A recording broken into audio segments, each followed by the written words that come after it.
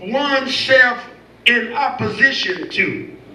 That is by implication to adhere to hold on. So we're to stand, to be stationary, to persevere.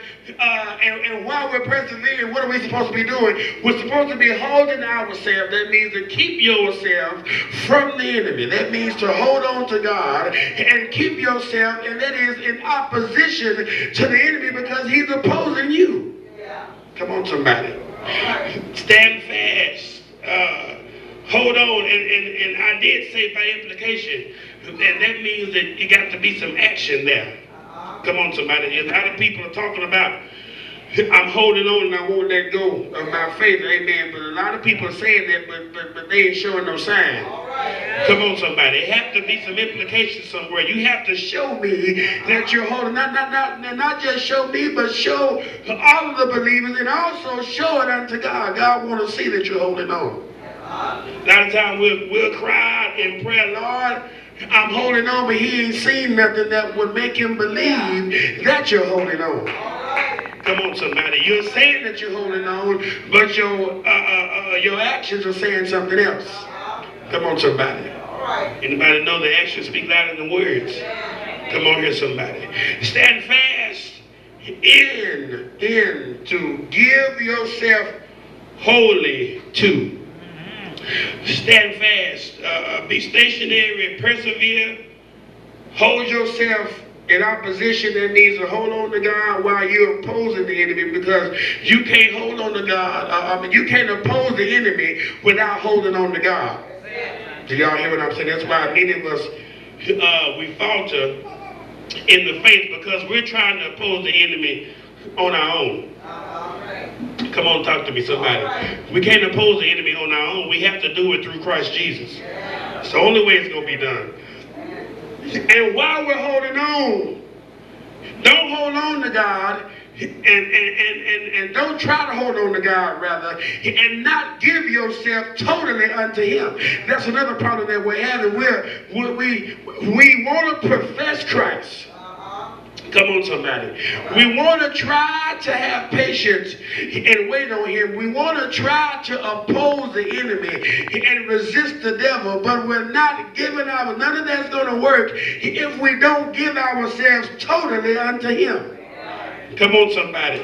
So stand fast, therefore, in the liberty. And let me back up and say that he says, therefore, for this reason. You got to go back to the end of chapter 4 where he says that we are not children of the bondwoman, but we are children of the free.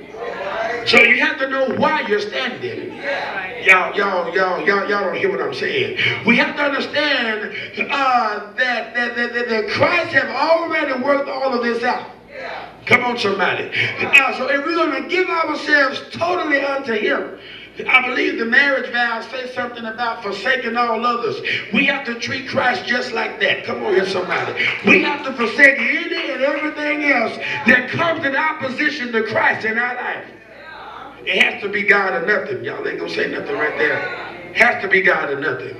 To give yourselves totally unto, stand fast therefore in the liberty wherewith Christ have made us free, and be not entangled again. Don't involve yourself with the stuff that God just got you out of. Why is it that we keep going back? If you are running well, who is hindering you that you should not obey the truth? Boy, y'all got quiet right there. Why do we keep involving ourselves over and over again with stuff that God has picked us up out of and removed us far from it and have put us somewhere else? Y'all ain't gonna say nothing. Situations, sometimes even people. Boy, y'all ain't say nothing right there either. There's some people that we need not be entangled with again. Y'all ain't gonna say nothing. There's some people that we need not be involved with again. Y'all don't hear what I'm saying. Don't be entangled again with the yoke of bondage. Look at Acts 15 and 10. Acts 15. Don't keep going back, is what the word of God is saying. Now, therefore, why tempt ye God to put a yoke upon the neck of the disciples, which neither our fathers nor we were able to bear. Why would we go and involve ourselves in something that we know we can't handle? Y'all don't hear what I'm saying. I think about maybe some stuff that I did back in my day, some decisions that I decided to make and knew better, but I decided to put that up on my neck. Come on, somebody. Knowing that I wasn't going to be able to bear it, but I let myself fool myself. Y'all ain't going to say nothing. I deceived my own self, and that's what's happening in the body of Christ today. So many people are deceiving themselves, and they're getting involved in stuff that they have no business being involved in. Come on, somebody. Have no business being involved in some of the stuff that we're involved in, but it's up to us to let God. We cannot transplant ourselves out of it. We have to allow God to do it. Look at your neighbor and say, let God do it. We have to let God do it, because the more we try to do it, the more we're going to mess up. Why not rely on God when he's already done it? Come on, somebody. He's already done it. He's already done it. Colossians 2.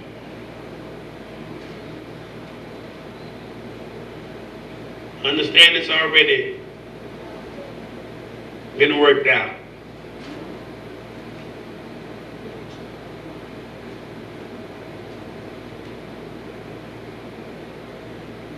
Look at this. It says 2 and 8.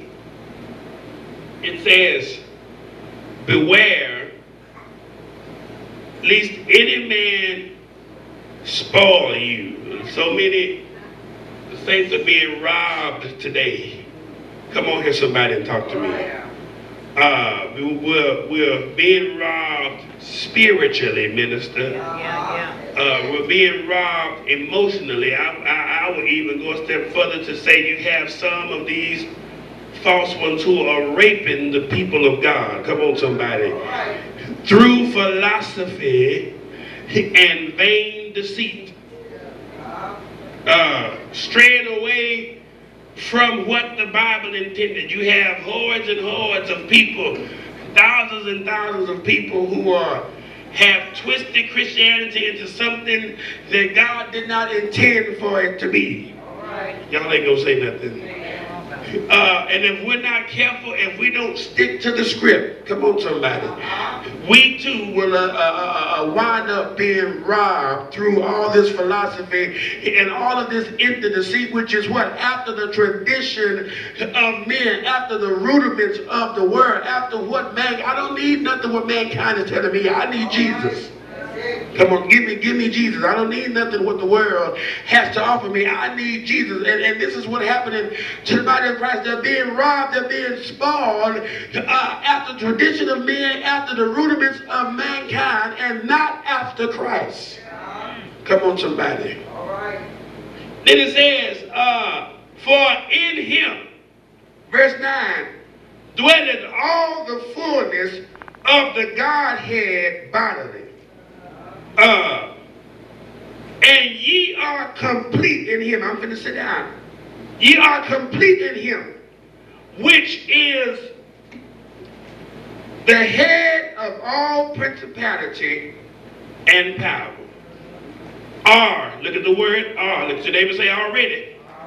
There's another past tense word. You are complete. So y'all didn't catch that. You think that you're not complete, but the Bible says that you are complete in him. Come on, somebody. Look at your neighbor and say, you are complete. Come on here, somebody. Y'all got to believe it. Tell them again, say, you are complete. Come on, somebody. In him, which is the head of all principality and power. Now, if you feel undone, it's because you're not where you're supposed to be in him. Y'all ain't going to say nothing.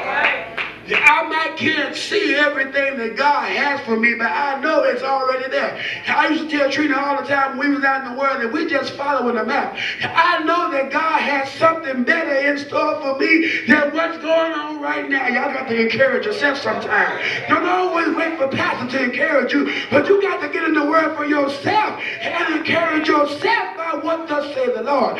The word of God says you are complete. In spite of what you're feeling right now, in spite of what the enemy is trying to tell you, you are a finished product.